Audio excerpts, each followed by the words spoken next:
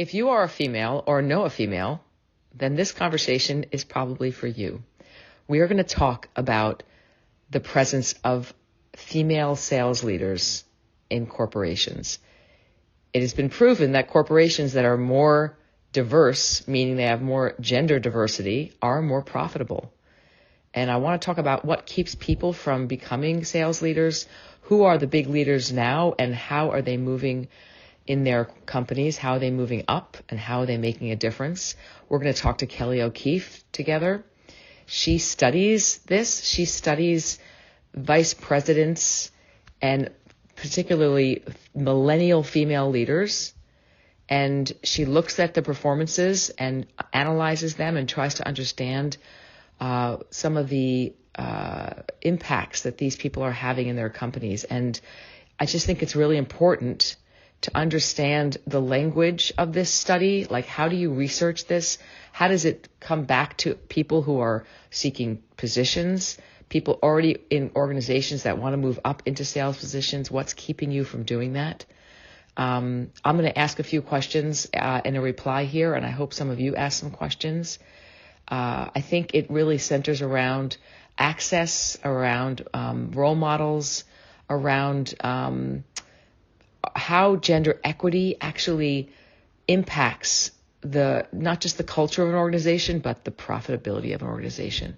So I'm going to kick this off with a question. I hope we can all get involved with this. This is really an interesting opportunity for us to look at our own needs as people who perhaps are in the job market or are looking at our careers, and also just looking at trends in the marketplace and understanding how strategy impacts the fate of a company.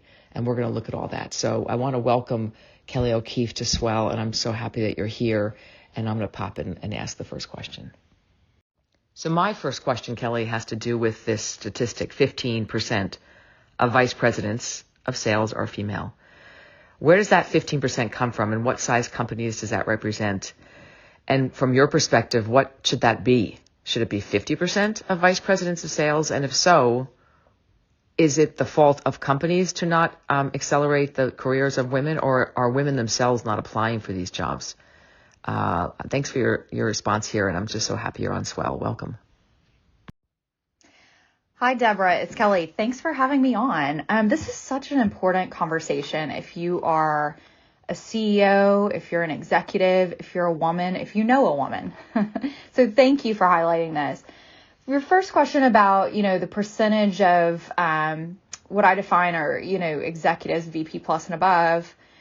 That number 15%, that represents, a broad, well, number one, what we're dealing with is a lack of research among females in corporate. So we've gotten a lot better in the past few years. And I think the Great Breakup really caused a lot more research to be done on females in the workplace. But when you look at all companies, the data seems to indicate that we're around 15 to 22% of vice presidents of sales. Now, if you look at corporate companies, those that are public, we're looking at as much as 32% of women in VP roles. Now, here's why this is important. We still have a long way to go.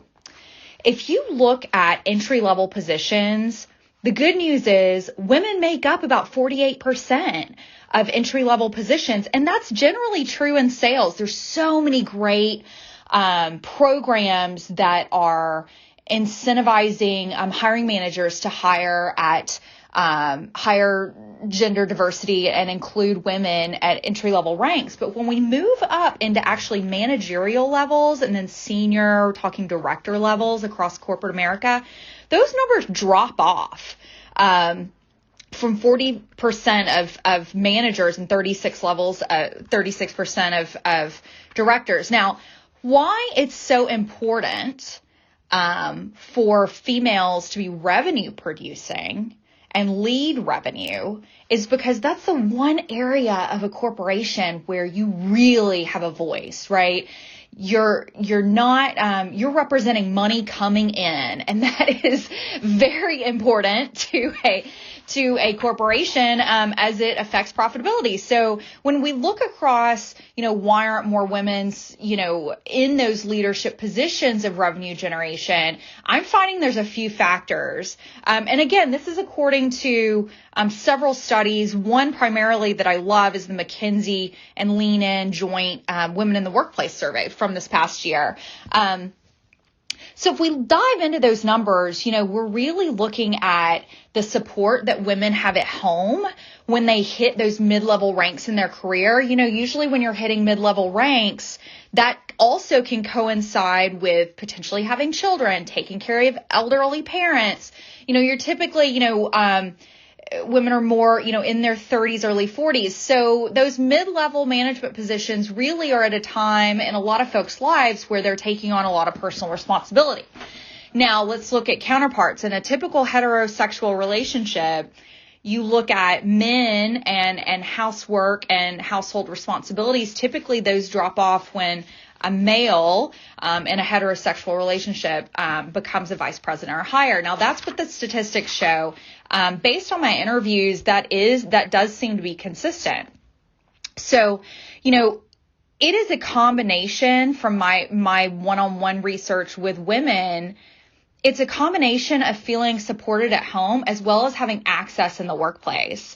And when we talk about access in the workplace, we're talking about women having access to the same information in just as much of a transparent manner of what it takes to move up and what executives are looking for in the next round of VPs. It's got to be something that's transparent, that everybody understands what those qualities are. A lot of women are reporting that it seems mysterious compared to men reporting that it seems much more clear what it takes to move up to VP in a revenue producing role. So I think those are a few things to consider, and happy to follow up with more questions. There's so much on this topic. I feel like we haven't even scraped the surface, but those give you some ideas of why we're seeing the rates that we're seeing. To answer your last question about should it be 50-50, I believe there's so many more opportunities to include folks all across the gender spectrum. So no, I don't think it should be 50-50. I think it should be regardless of gender, right? Wow, Kelley, there is so much to talk about. There are people here on Swell that have talked about the sales culture, and I'm hoping some of them hear this conversation because I want to really dig into the specifics of the idea you have around the mystery. If we have 48% of the people, there's more diversity in the sales teams than there are in sales leadership, which is what you just spoke of. So to get to become a leader, you're talking about this mystery, like men find it a little more clear than women don't. So in terms of we're looking at all genders, all fluidity, all types of people feeling like, wow, this is a really great world I'm in. I can be anything I want. No, actually you can't, because we're putting up these roadblocks because it's still run by a certain amount of closed-minded people.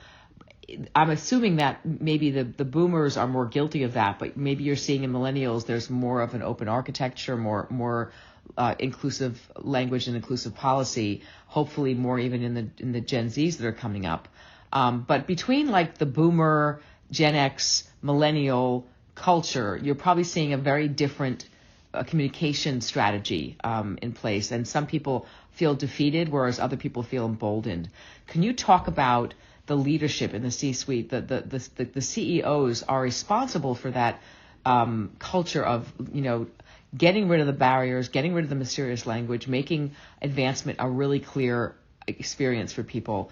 Can you talk about maybe a success story that you see where a CEO says, okay, here's the policy we're putting in place.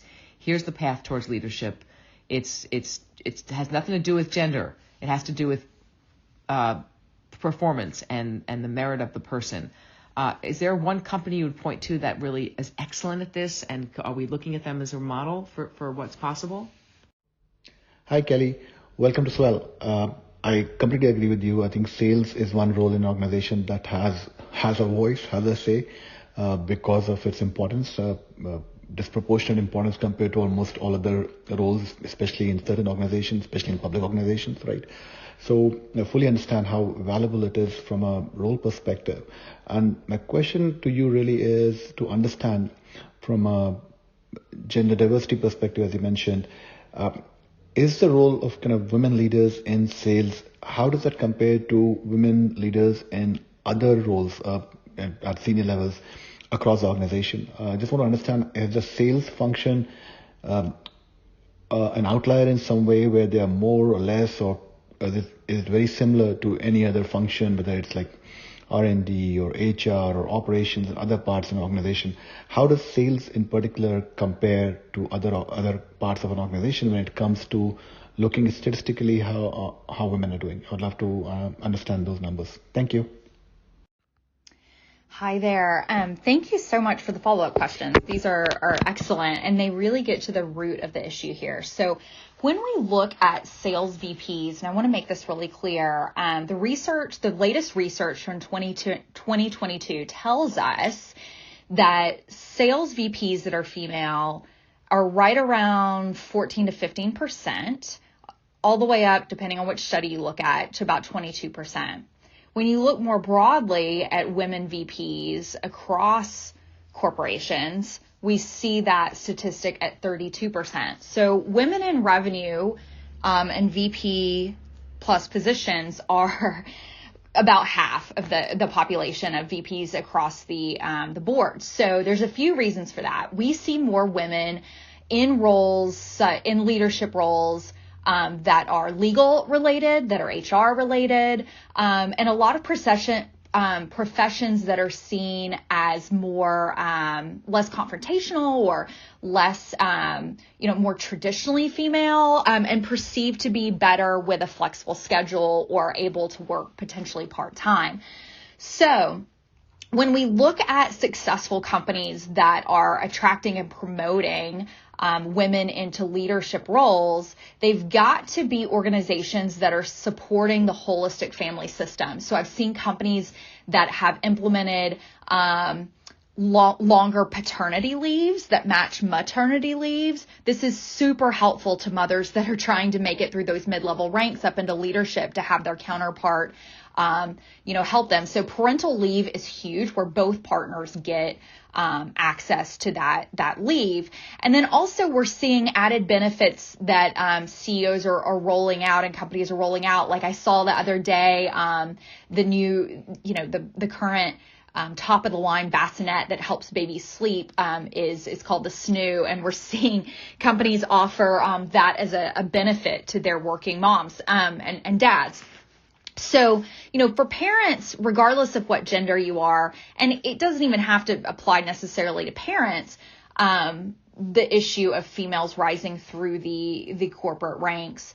But we want to make sure that women are being championed just as much as men. So, I know the point was brought up about, the access discrimination or it being nebulous, the what it takes to really become a vice president or move up the executive ranks. And that's a really important point, because more women report that they don't have firm criteria on what it takes to be an executive. Although women have over 60% of the master's degrees, and we also hold most of the PhDs. So we are very qualified. And when you look at sales professionals and those in corporate positions, women are much more highly qualified. We're signaling to our executives that, yes, we will do what it takes to learn what we need to learn and get promoted up the chain.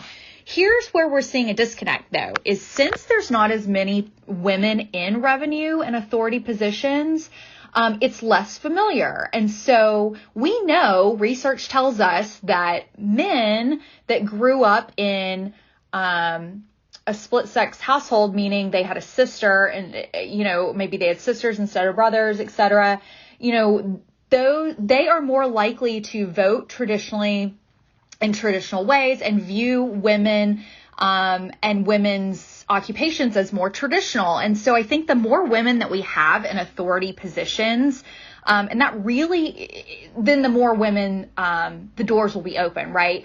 But I think as far as, what CEOs can do, the benefits that I mentioned earlier are extremely critical, and high-performing companies are rolling out those benefits. But really what we're seeing is going to be the most impactful, or that I've seen, is most women are moving up in revenue because they have a manager that is going above and beyond to advocate for them as a mega champion.